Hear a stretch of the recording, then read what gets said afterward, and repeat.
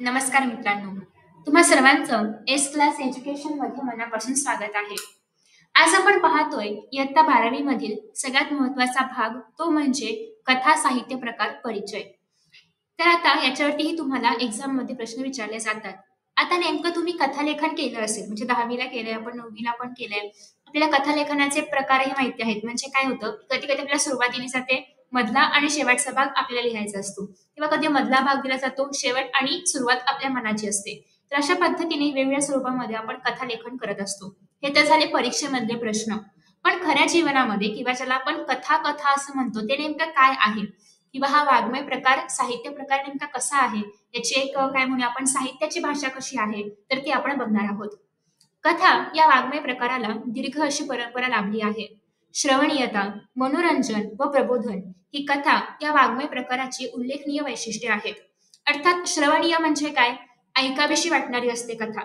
कथेने मनोरंजन पण होतं आणि प्रबोधन पण होतं, कारण प्रत्येक कथेला काहीतरी तात्पर्य असतं. तात्पर्य नसेल तर मग ती कथा कसली. तर अशा प्रकारे ज्याच्यामध्ये श्रवणीयता आहे, मनोरंजन आहे आणि प्रबोधन आहे, हे सगळं ज्याच्यामध्ये असणार आहे, त्याला आपण काय म्हणतो, कथा म्हणतो. हा वाङ्मय प्रकार समजून घेण्यासाठी कथेची पूर्वपीठिका, घटक, वैशिष्ट्ये, सादरीकरण याची माहिती दिलेली आहे. आता खरं तर कथेची पूर्वपीठिका म्हणजे काय, तर साधारणतः ज्याला आपण प्रस्तावना वगैरे म्हणतो, किंवा कथा नेमकी काय असते, तिचे वैशिष्ट्य काय असतात, कथेमध्ये घटक कुठले कुठले असतात, किंवा ते कशी सादर केली पाहिजे, कशी लिहिली पाहिजे कथा, या सगळ्याबद्दल आज आपण या पाठामध्ये किंवा या परिचयामध्ये पाहणार आहोत.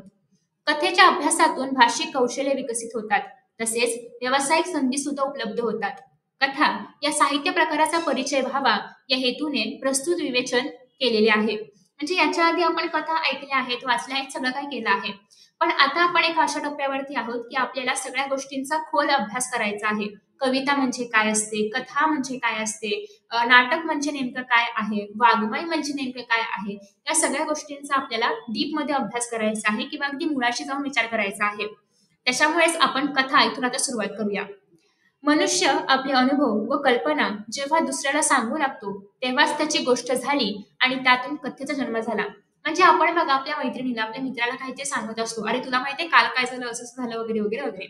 सो म्हणजे काय करतोय आपण, एखादी आपल्यासोबत गोष्ट घडली असेल, किंवा आपण एखादी गोष्ट घडताना पाहिली असेल, ती गोष्ट आपण आपल्या मित्राला, आपल्या मैत्रिणीला सांगतोय. मग ती पण एक प्रकारची काय आहे, कथा आहे. कथा या शब्दाचा शब्दशः अर्थ गोष्ट, कहाणी, हकीकत. म्हणजे हकीकत म्हणजे काय, जी घडलेली घटना आहे. गोष्ट म्हणजे पण काय, जे घडलेलं आहे. कहाणी म्हणजे पण काय, जे आपण ऐकलोय, जे आपण समोरच्याला सांगतोय, त्याला आपण म्हणणार आहोत सगळ्यांना कथा. ठीक आहे. लक्षवेधी, सोप्या, सुटसुटीत आणि रसाळ शब्दांमध्ये पूर्वी गोष्ट सांगितली जायची. रसाळ शब्द म्हणजे काय, काय म्हणूया आपण, की खूप अर्थपूर्ण असे काही शब्द वापरलेले आहेत, किंवा ऐकावेसे वाटणारे शब्द वापरलेले आहेत. ठीक आहे. त्यानंतर या श्रवण गोष्टीतून मनोरंजन व प्रत्यक्षपणे बोध देण्याचा प्रयत्न होत असे. आणि अर्थातच तुम्ही बघा, लहान मुलांना आपण गोष्टी का ऐकवतो, एकतर मनोरंजन हा तर भाग असतोच, पण त्यासोबतच त्या गोष्टींमधून त्यांच्यावरती संस्कार व्हावेत. आपण पर्टिक्युलरली महाभारतामधल्या कहाण्या किंवा कथा, रामायणामधल्या कथा ऐकवतो, याचं कारण असं आहे की त्या लहान मुलांवरती त्याचे संस्कार व्हावेत. सो गोष्टींचा सांगण्यामागचा एक रिझन काय आहे, किंवा एक हेतू काय आहे, तर एकतर मनोरंजन व्हावं, हे तर आहेच, पण त्यासोबतच त्यातून काहीतरी बोध मिळावा. ठीक आहे. मौखिक परंपरेतून सुरू झालेल्या व लिखित स्वरूपामध्ये स्थिरावलेल्या कथा या वाङ्मय प्रकाराला उत्तरोत्तर लोकप्रियता लाभत गेली. कथ म्हणजे सांगणे. संस्कृतमध्ये कथ हा जो शब्द आहे, कथयती, कथयामी, तर बेसिकली हा जो कथ वर्ड आहे, मूळ जे आहे, तर त्याला आपण सांगणे या अर्थाने वापरतो. आणि त्याच्यामुळेच त्या कथचं आपल्या मराठी भाषेमध्ये कथा बनलं. म्हणजे जे आपण सांगतोय त्याला आपण काय म्हणतोय, कथा म्हणतोय. निवेदन करणे म्हणजेच कथ. कथ या मूळ धातूपासून कथा हा शब्द रूढ झाला. भारतामध्ये कथा या साहित्य प्रकाराला फार मोठी परंपरा आहे. प्रारंभी एखादी शिकवण देण्यासाठी, बोध देण्यासाठी कथालेखन केले गेले. नंतर नंतर मनोरंजन करण्यासाठी, किंवा एखादा विचार, भावना, चित्ताकर्षक घटना वाचकांपर्यंत पोहोचवण्यासाठी कथा लिहिल्या जाऊ लागल्या. कथेमध्ये घटना असतात, कथानक असते, तिच्यामध्ये पात्रे असतात, स्थळ, काळ, वेळ यांचाही उल्लेख कथेमध्ये केलेला असतो. कथेच्या विषयानुसार तिच्यामध्ये विशिष्ट वातावरणही असते आणि समर्पक अशी निवेदन शैली सुद्धा असते. निवेदन शैली म्हणजे काहीतरी सांगण्याची शैली, किंवा काहीतरी सांगणं. ठीक आहे. सो कथेमध्ये घटना आपण पाहतो, आता कथा कधी कधी एखाद्या पर्टिक्युलर घटनेवरती असते. फॉर एक्झाम्पल आपण शबरीची गोष्ट तुम्ही ऐकली असेल लहानपणी रामायणामध्ये, तर ती एक घटना आहे, घडलेली घटना आहे असं आपण मानतो. मग ते स्थळ कुठलं आहे, तर अर्थात जंगलामधलं वनामधलं स्थळ होतं. त्या ठिकाणी व्यक्ती कोण कोण होत्या, तर राम होते, लक्ष्मण होते आणि शबरी होती. तर अशा प्रकारे या ज्या सगळ्या गोष्टी आहेत, पात्र वगैरे आहेत, ते सगळं त्या कथेमध्ये असतं. त्यानंतर पुढे असं आहे की कथेतील पात्रांच्या परस्पर संबंधातून निर्माण झालेले ताणतणाव, संघर्ष, गुंतागुंत ही कथेमध्ये असते आणि या सर्वांचा एक उत्कर्ष बिंदू म्हणजे एक क्लायमॅक्स ज्याला आपण म्हणतो इंग्लिशमध्ये आपल्या भाषेमध्ये, तर तो सुद्धा त्या कथेमध्ये असतो. क्लायमॅक्स म्हणजे ना असं पीक पॉइंट असं काहीतरी, आता गोष्ट घडत चालली आहे आणि मध्येच काहीतरी असं होतं की पुन्हा बदलते, ट्विस्ट येतो गोष्टीमध्ये. सो त्याला आपण असं क्लायमॅक्स म्हणू शकतो किंवा त्याला आपण उत्कर्ष बिंदू म्हणू शकतो. अर्थात या सर्व घटकांनी युक्त अशा कथेला समर्पक शेवटही असतो. तसेच एक सुयोग्य आणि उत्तम शीर्षक सुद्धा असतं. तर कथेचं वैशिष्ट्य काय आहे? कथेला शीर्षक असलं पाहिजे, कथेला शेवट असला पाहिजे, कथेमधून तात्पर्य मिळालं पाहिजे आणि कथेमधून मनोरंजन सुद्धा झालं पाहिजे. थोडक्यात सांगायचं तर कथा म्हणजे एखाद्या विशिष्ट स्थलकाली पात्रांच्या परस्पर संबंधातून घडलेल्या घटनांचे एखाद्या विशिष्ट हेतूने केलेले उत्कंठावर्धक चित्रण. बापरे, आता आपण ह्याला जरा फोडूया या व्याख्याला आणि आपण समजून घेऊया. ठीक आहे. तर एखाद्या विशिष्ट स्थलकाली म्हणजे कथा जी आहे तर ती एक प्रकारची घटनाच आहे, म्हणजे ती कुठेतरी घडली असणार, कुठल्या तरी वेळी घडली असणार. ठीक आहे. आणि अर्थात घटना अशीच घडली आहे का नाही, काहीतरी पात्र असणार, लोक असतील, प्राणी असतील, काहीतरी म्हणजे पात्र काहीतरी असणार आहे, त्यांच्यामध्ये ही कथा घडते किंवा त्यांच्यामध्ये काहीतरी एक प्रसंग घडला आहे, त्याला आपण कथा म्हणतो. ठीक आहे. तर त्यांच्यामध्ये जे काही परस्पर संबंध आहेत त्यामधून घडलेल्या घटनांचे काहीतरी हेतू असतो ना. आता एखादी गोष्ट जेव्हा आपल्याला आपल्याकडून इतरांकडे पोहोचवायची आहे त्यामागे काहीतरी हेतू असतो. सो ते एका विशिष्ट हेतूने हे केलं जातं. उत्कंठावर्धक चित्रण म्हणजे काय, आपल्याला उत्सुकता लागून राहते की पुढे काय होणार, पुढे काय होणार. असं असतं का की कथा असते, एक जंगल होतं, संपली कथा? नाही ना. एक जंगल होतं, मग त्यात एक सिंह होता, मग तिथे एक उंदीर येतो, मग आपल्याला वाटतं की अरे पुढे काय होणार. तर मग ही जी उत्कंठा आहे किंवा ही जी एक्साइटमेंट आहे, तर ती दाखवणारी जी गोष्ट आहे किंवा ती दाखवणारी जो साहित्य प्रकार आहे त्याला आपण म्हणतोय कथा. अर्थात प्रत्येक कथेमध्ये हे सर्वच घटक असतीलच आणि त्यांचे प्रमाणही सारखे असेल असं म्हणता येणार नाही. आता अर्थात प्रत्येक कथा वेगळी असते. प्रत्येक कथेमध्ये हेच पात्र असतील किंवा अशीच कथा असेल, हीच घटना असेल किंवा हेच स्थळ असेल, हे याच काळामध्ये घडली असेल असं काही नाहीये. प्रत्येक कथेचा काळ, स्थळ सगळं काही वेगळं असू शकतं. ठीक आहे. आणि मग एखाद्या कथेमध्ये पात्रांना प्राधान्य असेल तर एखाद्या कथेमध्ये प्रसंगांना. काही कथांमध्ये पात्र महत्वाचे असतात, तर काही कथांमध्ये पात्र कोण आहेत फरक नाही पडत, प्रसंग महत्वाचा असतो. ठीक आहे. सो डिपेंड्स की कथेमधून सांगायचं काय आहे त्यानुसार या सगळ्या गोष्टी बदलतात. खरं तर थोडक्यात सांगायचं म्हटलं तर कथा म्हणजे केवळ प्रसंगांचं वर्णन नव्हे. म्हणजे कथेमध्ये फक्त प्रसंग महत्वाचा आहे का, तर नाही. केवळ व्यक्ती चित्रण पण नव्हे. फक्त व्यक्ती महत्वाच्या आहेत का, तर नाही. निव्वळ दृष्टिकोन किंवा एकाच विचारांचा परिपोष नव्हे. असं असतं का की कथेमधून एकच दृष्टिकोन मिळतो? नाही. आता मी कथा वाचली, मला काहीतरी वेगळं कळलं, दुसऱ्या व्यक्तीने काहीतरी वाचलं, त्याला काहीतरी वेगळं कळलं. असं होऊ शकते. एका कथेमधून अनेक अर्थ निघू शकतात, अनेक दृष्टिकोन निघू शकतात. त्यासोबतच तर कथा म्हणजे पात्रे, प्रसंग, संघर्ष, गुंतागुंत, वातावरण, विचार, भावना, निवेदन शैली या सर्वांचं एक सुसंघटित प्रकटीकरण होय. मग कथेमध्ये फक्त एक गोष्ट महत्वाची नसते. जसं की भेळीमध्ये फक्त कांदा टाकला तर चालेल का? नाही. कुरमुरे पाहिजेत, टोमॅटो पाहिजे, त्यानंतर ती बुंदी किंवा ती शेव पाहिजे आणि ते आपलं काय म्हणतात त्याला, डाळ वगैरे सगळं पाहिजे. सो बेसिकली इट्स लाईक ते सगळं असेल तर ती भेळ चांगली लागते. सिमिलरली कथेमध्ये पण हे सगळं योग्य प्रमाणामध्ये असेल किंवा सगळं सांगितलं गेलं असेल तरच ती कथा कथा असते आणि ते जे काही सादरीकरण आहे त्याला आपण काय म्हणतो, कथा म्हणतो. तर अशा पद्धतीने आपल्याला कथा म्हणजे काय, त्याची वैशिष्ट्ये काय आहेत तर ती कळलेली आहेत. मग आता नेमकी याची पूर्वपीठिका काय आहे किंवा कसा हा कथा हा प्रकार कसा सुरू झाला ते आता आपण बघतोय. तर 1890 मध्ये श्रेष्ठ कादंबरीकार ह ना आपटे यांनी करमणूक या साप्ताहिकाची सुरुवात केली. करमणूक म्हणजे काय, मनोरंजन, एंटरटेनमेंट, त्याला आपण करमणूक असं म्हणतो. या साप्ताहिक म्हणजे सगळ्यांना माहिती असेल जे जे नियतकालिक 7 दिवसांनी प्रकाशित होतं त्याला आपण काय म्हणतो, साप्ताहिक. या साप्ताहिकातून त्यांनी दैनंदिन जीवनाशी संबंधित साध्या व हृदयस्पर्शी कथा प्रकाशित केल्या होत्या. दैनंदिन जीवन म्हणजे काय, आपल्या ज्या रोजच्या जीवनामध्ये घडणाऱ्या गोष्टी आहेत त्याला आपण म्हणतोय दैनंदिन जीवनामधल्या गोष्टी. त्यासोबतच हृदयस्पर्शी कथा म्हणजे काय, त्यातून काहीतरी इमोशनल वगैरे मेसेज मिळेल आपल्याला, हृदयाला स्पर्शून जाणाऱ्या अशा गोष्टी त्याच्यातून सांगितल्या असतील, त्याला आपण म्हणणार आहोत हृदयस्पर्शी. तर अशा काही कथा त्यांनी त्यांच्या पुस्तकातून, त्याच्या साप्ताहिकातून मांडलेल्या आहेत. ठीक आहे. आता पुढे बघा. एक मिनिट. हा, त्यानंतर पुढे आहे, पुढे कथेच्या स्वरूपामध्ये कालानुरूप बदल होत गेले. आशय आणि अभिव्यक्तीत परिवर्तन होऊन कथा सामर्थ्यवान झाली. अधिकाधिक विषयांना स्पर्श करत ती बहुआयामी होत गेली. लेखन तंत्रातही प्रयोग झाले. म्हणजेच काय, तर अभिव्यक्ती अभिव्यक्ती असेल, आशय असेल, म्हणजे कथेमध्ये अनेक गोष्टी येत गेल्या. म्हणजे फक्त सांगणं किंवा फक्त काहीतरी मांडणं एवढा उद्देश नसून त्याच्यामध्ये अनेक विषय येऊ लागले. म्हणजे कथा फक्त इमोशनलच नाही, तर कथेमधून काहीतरी हास्यास्पद पण असावं, म्हणजे सगळे रस त्याच्यामध्ये आले असावेत, सगळ्या विषयांमधल्या कथा असाव्यात, फक्त वैज्ञानिक कथा असतील किंवा त्या साध्या आपल्या गोष्टी असतील, मोरल स्टोरी ज्याला आपण म्हणतो, तात्पर्य वगैरे येणाऱ्या गोष्टी असतील, तर सगळ्याच विषयांमधल्या कथा हळू येऊ लागल्या, किंवा ऐतिहासिक कथा असतील, ठीक आहे, पौराणिक कथा असतील. आणि मग त्यानंतर ग्रामीण कथा, दलित कथा यांनी कथा वाङ्मयाला समृद्ध केलं. ग्रामीण कथा म्हणजे काय, ज्याच्यामध्ये आपण म्हणू शकतो की ग्रामीण जीवनामधले जे काही प्रसंग आहेत, दैनंदिन घटना आहेत, तर त्याच्याशी निगडीत कथा वगैरे आहेत. स्त्री शिक्षणाच्या प्रसाराचा प्रभाव साहित्यावरही झाला. स्त्रियांचे अनुभव कथेच्या माध्यमातून व्यक्त होऊ लागले.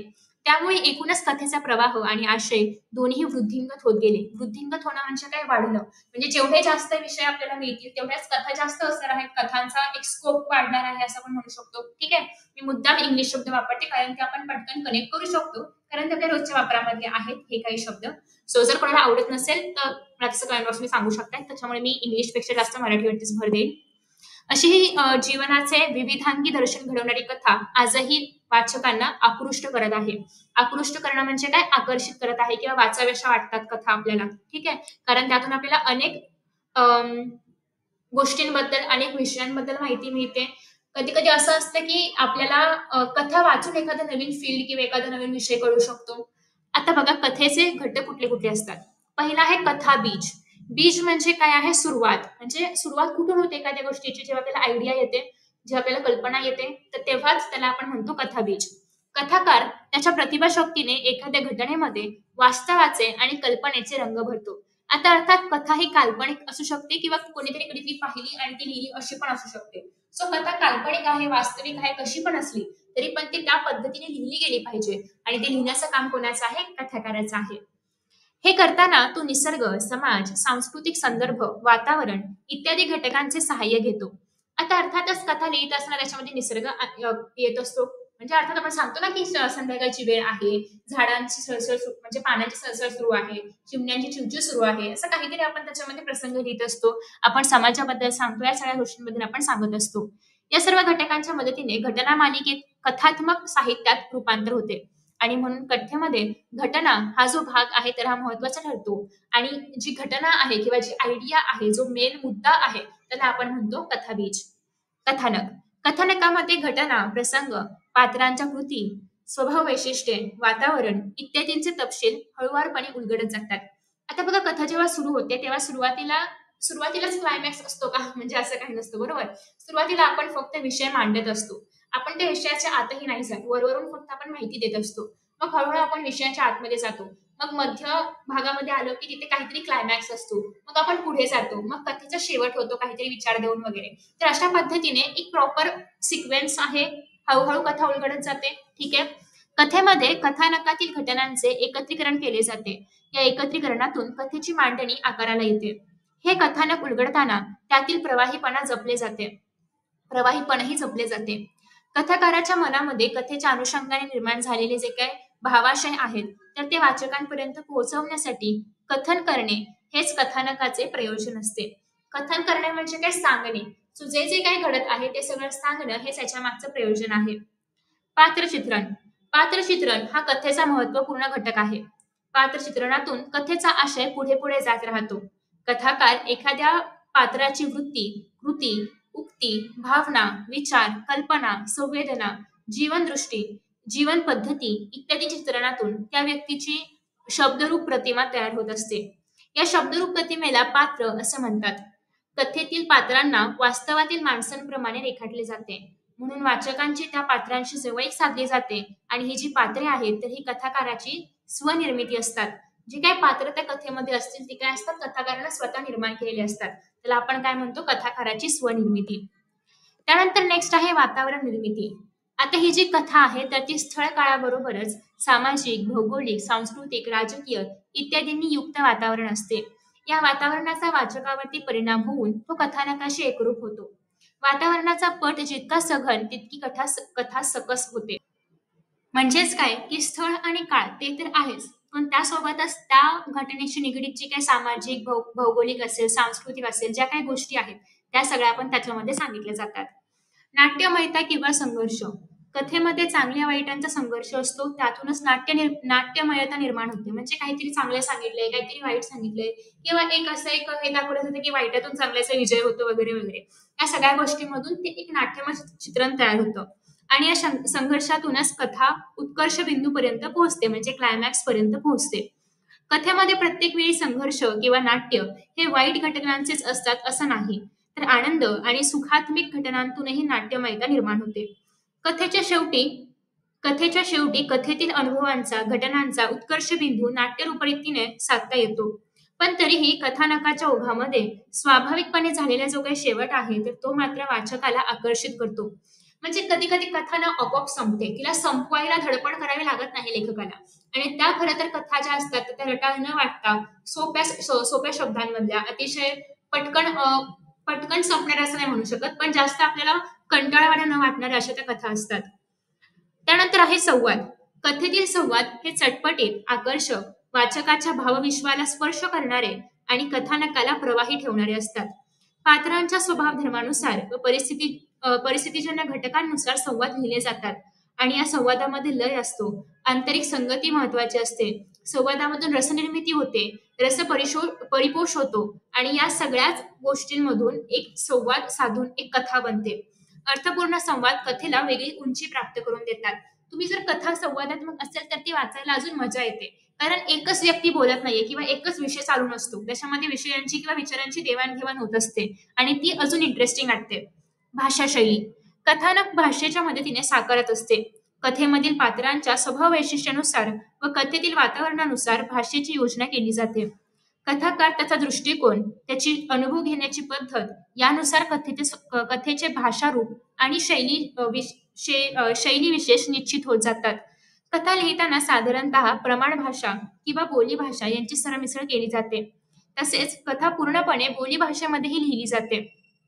आता अर्थात डिपेंड्स की कथा तुम्ही ऐकल्या असतील की बऱ्याचशा कथा ज्या आहेत आपल्या पाठ्यपुस्तकामध्ये पण त्यातल्या बऱ्याचशा कथा ज्या आहेत तर त्या बोली भाषेमध्ये लिहित, मग ते त्या लेखकाने त्या भाषेनुसार रचलेले असतात. असं काही नाही की कथा नेहमी प्रमाण मराठी भाषेमध्ये असते, असं काही नाही, कुठल्याही भाषेमध्ये असू शकते, कारण ती लोकांना आपलीशी वाटली पाहिजे. आणि जर ती कथा शुद्ध मराठी किंवा प्रमाण मराठीपेक्षा जर बोली भाषेमध्ये असेल तर ती अजून जास्त चांगली वाटते किंवा हवीशी वाटते, वाचावीशी वाटते. वरील घटकांशिवाय प्रारंभ, मध्य आणि शेवट असे कथेचे सर्वसाधारणपणे 3 टप्पे मानले जातात. कथेची सुरुवात कधी विरोधाभासातून, कधी पात्रांच्या परस्पर विरोधी भूमिकेतून, तर कधी परिस्थितीजन्य प्रसंगामधून होत असते. ही सुरुवात जितकी नाट्यपूर्ण तितकीच उत्कट, तितकी वाचकांची उत्कंठा अधिक तीव्र होते आणि ही जी उत्कंठा आहे तर ती कथेच्या शेवटपर्यंत कायम राखली जाते. कथेच्या रचनाबंधाला यामुळे सौंदर्य सुद्धा प्राप्त होते. आता जे काही कथालेखन आपण करणार आहोत तर त्याच्यामध्ये कथेच्या वरील घटकांबरोबर शीर्षक पण महत्वाचं असतं. कारण कधी कधी बघा आपण कथेचं शीर्षक इंटरेस्टिंग वाटलं तर ती कथा वाचायला घेतो. फॉर एक्झाम्पल एखादा मूवी आहे, त्याचा ट्रेलर आपण बघतो, तो आवडला तर आपण मूवी पाहायला जातो. ट्रेलरच नाही आवडलं तर आपण कशाला मूवी पाहायला जाऊ. सिमिलरली आता एखाद्या पिक्चरचं नाव, जसं की फॉर एक्झाम्पल आता जर सैराट 2 आला तर सगळे बघायला जातील, कारण ते जे नाव आहे तर ते इंटरेस्टिंग आहे किंवा ते असं आहे की त्याच्यामुळे आपण तो पिक्चर पाहतो. तर सिमिलरली जेवढं कथेचं नाव आकर्षक असेल तेवढीच ती कथा लोक वाचतात किंवा ती कथा वाचली जाते, वाचाविषयी वाटते, आकर्षित वाटते. ठीक आहे. आता कथेची वैशिष्ट्य काय काय आहेत, आतापर्यंत आपण वैशिष्ट्य पाहिलेली आहेतच, आता आपण थोडी अजून डिटेलमध्ये पाहतोय. मराठी भाषेचे कथा दालन खूप समृद्ध आहे. ते विविधतेने आणि गुणवत्तेने नटलेले आहे आणि त्यामुळेच मराठी कथा अनेकविध विषयांनी परिपूर्ण झालेली आहे, वैशिष्ट्यांनी परिपूर्ण झालेली आहे. सगळ्यात पहिली गोष्ट आहे ती म्हणजे कथा मनोरंजन करते. मराठी कथा विलक्षण मनोरंजन मनोरंजन करणारी आहे. तिची खुमारीच मोठी न्यारी आहे. मराठीमध्ये सर्वात जास्त वाचला जाणारा जो काही साहित्य प्रकार आहे तर तो कथा आहे. दिवाळी अंकांमध्ये कथेला मानाचे पान दिले जाते. ते तिच्या मनोरंजकता या वैशिष्ट्यामुळे. अबालवृद्ध कथा सांगण्याचा आणि ऐकण्याचा आनंद मनमुराद लुटतात. तो जिच्या तो तिच्या या मनोरंजकतेमुळेच. मनोरंजनाची कितीतरी अत्याधुनिक साधने आहेत, जसे की टीव्ही असेल. ही सगळी साधनं आता उदयास आलेली आहेत. मोबाईल आहे, टीव्ही आहे, लॅपटॉप आहे, हे सगळं आहे. पण सुरुवात मात्र कथेपासून होते. लहान मुलांना आपण सुरुवातीला कथा किंवा ज्याला आपण बडबड गीते वगैरे म्हणतो तर तेच ऐकवतो किंवा तिथूनच सुरुवात होते. कथा सर्वांनाच हवीहवीशी वाटते, याचं कारण तिच्या मनोरंजकतेमध्ये दडले आहे. मुले तर गोष्ट सांगण्यासाठी भांडावून सोडतात. लहान मुलांची डिमांड असते की त्यांना झोपताना गोष्ट ऐकायची आहे वगैरे. म्हणजे याचा अर्थ लहानांपासून मोठ्यांपर्यंत किंवा अगदी वृद्धांपर्यंत सगळ्यांनाच गोष्टी सांगायला, ऐकायला, वाचायला आवडतात. एकूणच कथा हा प्रकार आवडतो. आणि मोठी माणसं सुद्धा काही याला अपवाद नाहीत. माणूस गोष्टी वेल्हाड झाला की तो तिच्या मनोरंजकता या वैशिष्ट्यामुळेच. आता कथेमुळे सुसंस्कार होतात. मनोरंजकतेप्रमाणे मनावर संस्कार करण्याची ही जबरदस्त ताकद कथामध्ये असते. कथेच्या माध्यमातून मूल्य विचार रुजवता येतात. कथा प्रेरणा, स्फूर्ती, बोध, ज्ञान देते.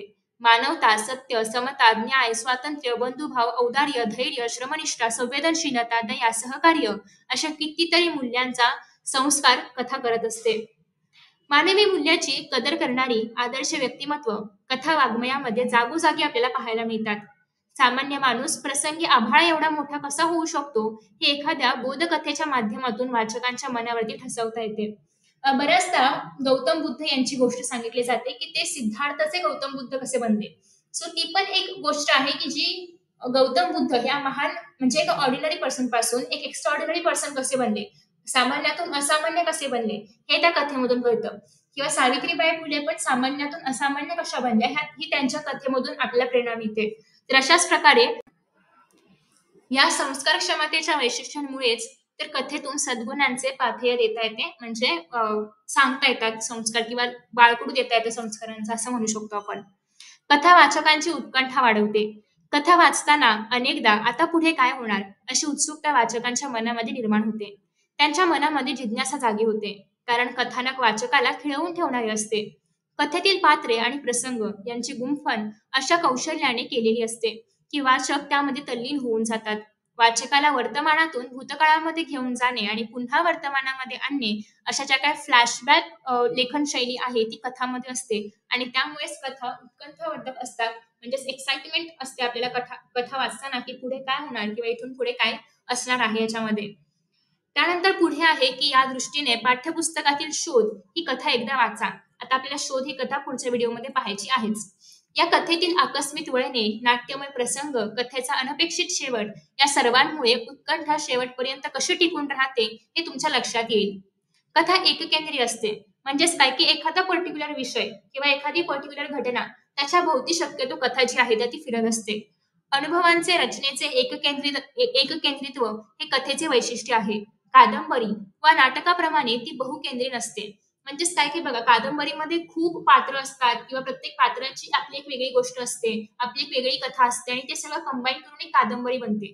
तर तसं कथेमध्ये नसतं. कथेमध्ये एकच विषय असतो आणि सगळी पात्र त्याच विषयाभोवती फिरत असतात. अर्थात एकाचे दोन विषय होऊ शकतात, पण दोघं पण कनेक्टेड असतात आणि शेवटी आपल्याला एकच कन्क्ल्युजन मिळतं किंवा एकच तात्पर्य मिळतं. मग कथेमधले जे काही प्रसंग आहेत, पात्र आहेत, वातावरण आहे ते अगदी मर्यादित असतं आणि म्हणूनच ती कथा लहान असते. तुम्ही कधी पाहिली का कथा 15-20 पानांची वगैरे आहे? नाही.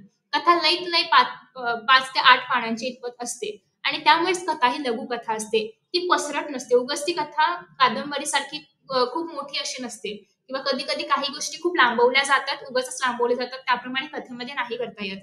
तिचं स्वरूप हे स्फुट म्हणजेच लहान असं असतं, छोटं असतं. कथा भूतकाळामध्ये लिहिली जाते. सगळ्यात महत्वाचा नियम आहे कथा लेखनामध्ये. बरेच जण मिस्टेक करतात की ती कथा जी घटना आहे तर ती प्रेझेंट मध्ये लिहितात. नाही, ती घटना तुमच्या समोर घडत नाहीये.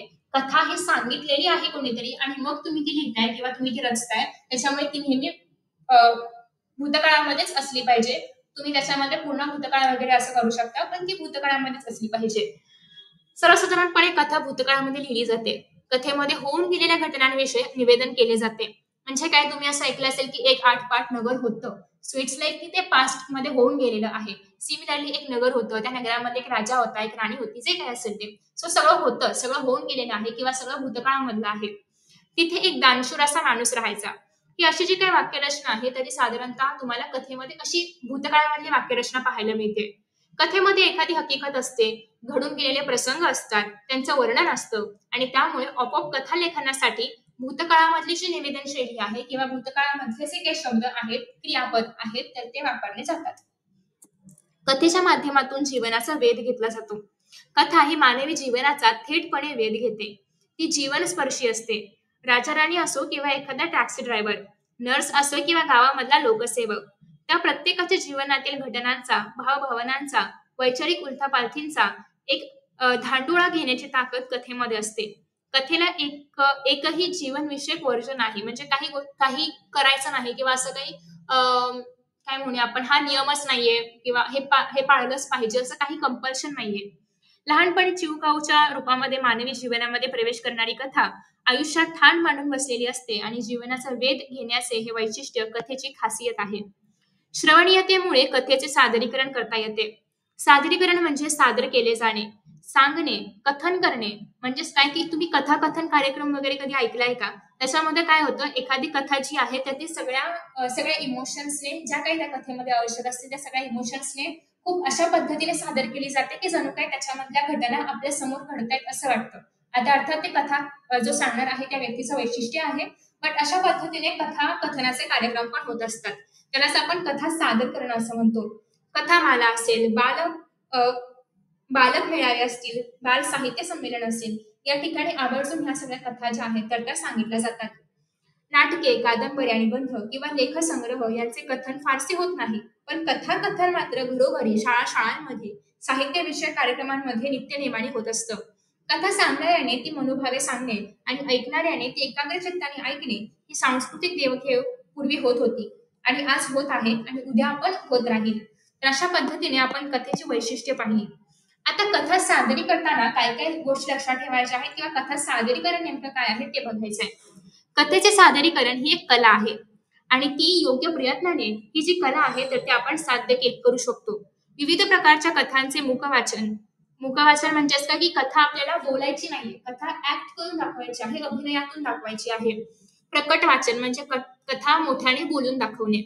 या सगळ्यांचा सराव करणं, विविध कथा लेखिकांची लेखनशैली समजून घेण्याचा प्रयत्न करणं, भाषेची जाण असणं, शब्दोच्चार आणि सादरीकरण कौशल्य, यामुळे कथाकथनाचे तंत्र अवगत होऊ शकते. अलीकडच्या काळामध्ये कथाकथन क्षेत्रामध्ये अनेक व्यावसायिक संधी सुद्धा उपलब्ध झाल्या आहेत. कथा, अभिवाचनाचे कार्यक्रम विविध निमित्ताने रंगमंचावरून सादर केले जात आहेत.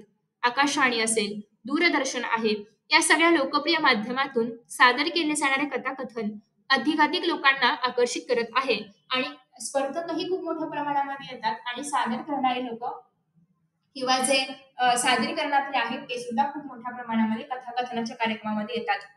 आता अभिवाचन म्हणजे काय?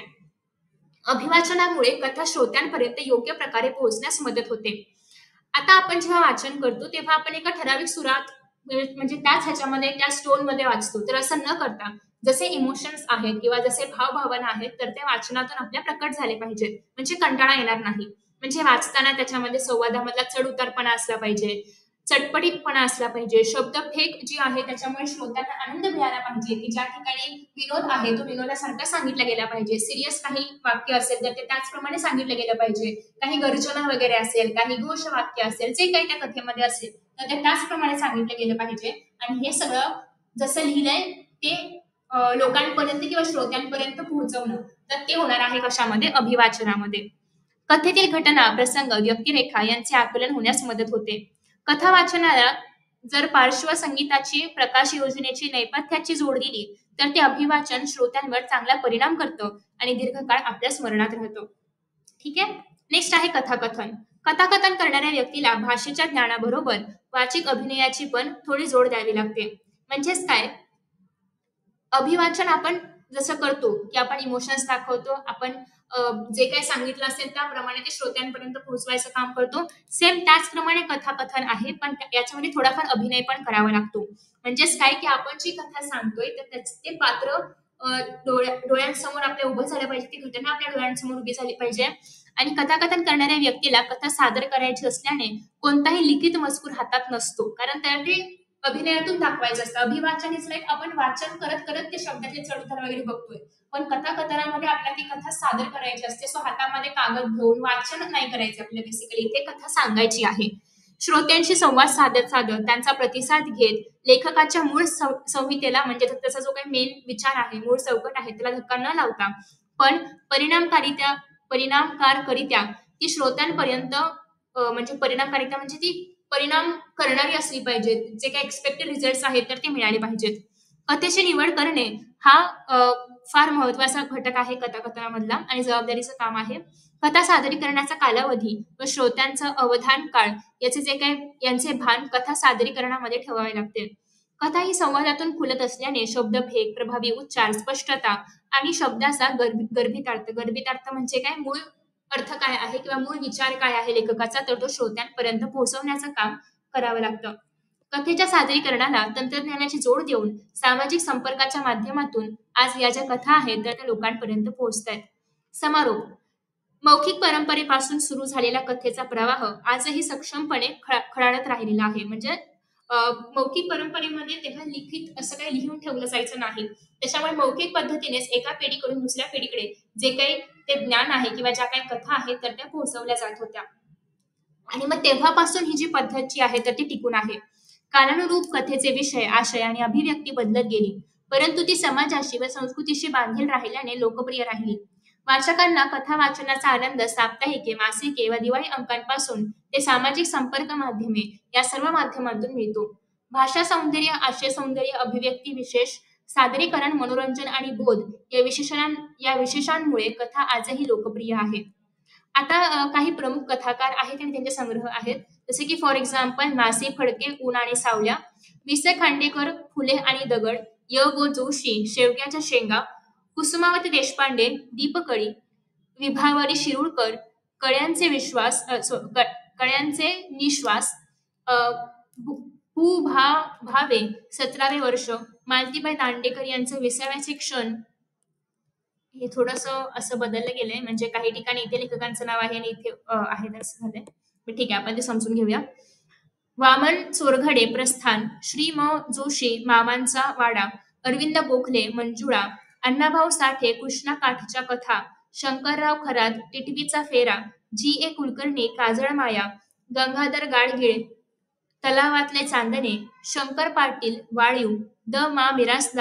मिरासदारी हे खूप विनोदी असं पुस्तक आहे, लेखन आहे, जे तुम्ही वाचू शकता नक्कीच. व्यंकटेश माडगुळकर, हस्ताचा पाऊस, विद्याधर पुंडलिक, पोपटी चौकट, व. पु. काळे, गुलमोहर, मधु मंगेश कर्णिक, झुंबर, विजया राजाध्यक्ष, अधांतर, ज्योत्सना देवधर, पैनतीर, शैलजा राजे, वेगळ्या वाटा, वामन होवाळ, वाटा आडवाटा, जयंत नारळीकर, यक्षाची देणगी, आशा बागे, मारवा, रा. र. बोराडे, नातीगोती, गौरी देशपांडे, आहे हे असं आहे, योगीराज वाघमारे, बेगड, भास्कर चंदनशिव, अंगारमाती, उर्मिला पवार, चौथी भिंत, भारत सासणे, बंद दरवाजा, सानिया भूमिका, प्रतिमा इंगोले, सुगरणचा खोपा, प्राध्यापक आप्पासाहेब खोत, माती आणि कागूद, आसाराम लोमटे, आलोक. तर अशा पद्धतीने आपण कथा या साहित्य प्रकाराबद्दल माहिती पाहिलेली आहे. याच्यावरती हे जे प्रश्न आहेत ते तुम्हाला परीक्षेमध्ये विचारले जातात, त्याच्यामुळे हे सगळे प्रश्न नीट करायचे आहेत. पुढच्या व्हिडिओजमध्ये आपण शोध, ज्या कथेचा संदर्भ आपल्या कथा साहित्य प्रकारामध्ये आला होता, तर तो आपण बघणार आहोत पुढच्या पाठामध्ये, पुढच्या व्हिडिओमध्ये. सो आय होप की तुम्हाला हा व्हिडिओ आवडला असेल. Thank you so much for watching this video and see you in the next video. Bye bye.